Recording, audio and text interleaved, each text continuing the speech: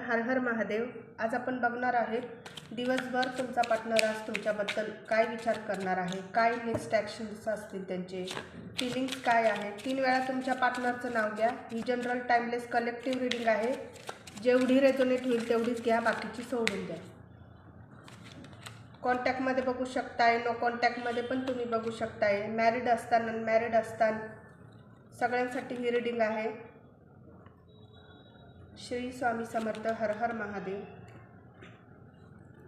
मला इथं असं दिसत आहे की बऱ्याच जणांचं लेस कॉन्टॅक्ट दिसतंय, पूर्ण नो कॉन्टॅक्ट पण दिसतंय। तुम्हाला तुमच्या पार्टनरचं काहीतरी सत्य तुमच्या समोर आलेलं आहे असं पण मला दिसत आहे। आणि मला असं दिसतंय की तुमचा पार्टनर तुम्हाला आता स्टॉक करत आहे सोशल मीडियावर, किंवा लांबून तुम्हाला बघत आहे। तुम्ही जर एका शहरामध्ये राहत असताना, एका कुठेतरी जवळपास कुठेतरी राहत असताना, तर ते तुमच्यावर नजर ठेवणे, सोशल मीडियावर पण ते तुम्हाला बघत आहे, तुमच्यावर लक्ष देत आहे। तुम्हाला त्यांनी फसवलेलं आहे, तुमच्याबरोबर माइंड गेम त्यांनी खेळलेला आहे। तुम्ही त्यांचे फोनमध्ये काहीतरी चेक केलेलं आहे, तुम्ही त्यांना काहीतरी त्यांचं प्रूफ पकडलेलं आहे कुणाशी तरी बोलताना, असं पण मला इथं दिसतंय।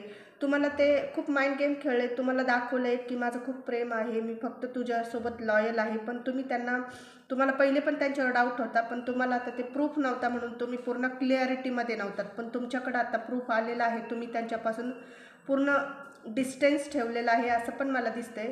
आणि काय मध्ये ना त्यांच्या मनावर ताबा नाही आहे, म्हणजे तुमच्यावर तुम्हाला ताबा नाही। काही जणांमध्ये काही जणांनी स्वतःवर काम करायला सुरुवात पण केलेली आहे, ह्या व्यक्तीपासून लांब राहण्याचा पण निर्णय घेतलेला आहे तुम्ही। आणि काही जणांमध्ये मला असं दिसतंय काही असं दिसतंय की मनावर कंट्रोल नाही, खूप लॉयल पद्धतीने तुम्ही त्यांच्यावर प्रेम केलं आहात। तुम्हाला खूप मुश्किल होतं या माणसापासून दूर जाणं, पण राग पण आहे, प्रेम पण आहे, बोलायचं पण आहे, नाही पण बोलायचं आहे। आणि तुम्ही पण त्यांना स्टॉक करत आहात, ते पण तुम्हाला स्टॉक करत आहात। तुमच्या पार्टनरचा इगो पण मध्ये येतोय, तुम्हाला फसवलेलं पण आहे, माफीसुद्धा तुमची मागायची नाही आहे असं पण इथं दिसतंय। प्रेम तर तुमचं खूप आहे, अनकंडिशनल तुम्ही त्यांच्यावर प्रेम करता। आणि काही जणांमध्ये मला इथं दिसतंय की तुम्ही आता तुमच्या पार्टनरवर तुमचं खूप प्रेम आहे। तर मला असं दिसतंय की तुम्ही स्वतःवर खूप प्रेम करत आहात, स्वतःवर वर्क करत आहात, तुम्ही सेल्फ रिस्पेक्टवर काम करत आहात। तुम्ही आता स्वतःवर जास्त लक्ष देत आहात। काही जण तुमच्या पार्टनरवरच डिपेंड आहात। तुम्ही पूर्ण इमोशनली तुमच्या पार्टनरवर डिपेंड आहे। तुम्हाला अजून पण वाटतं माझ्या पार्टनरने मला फसवलं आहे, कधीतरी त्याला त्याचं रिअलायझेशन होईल, चुकीची त्याला जाणीव होईल, तो स्वतःहून माझ्यापाशी एक ॲडिक्शन तुम्हाला फील होतं त्याच्याबरोबर असं मला वाटतंय। आणि तो किंवा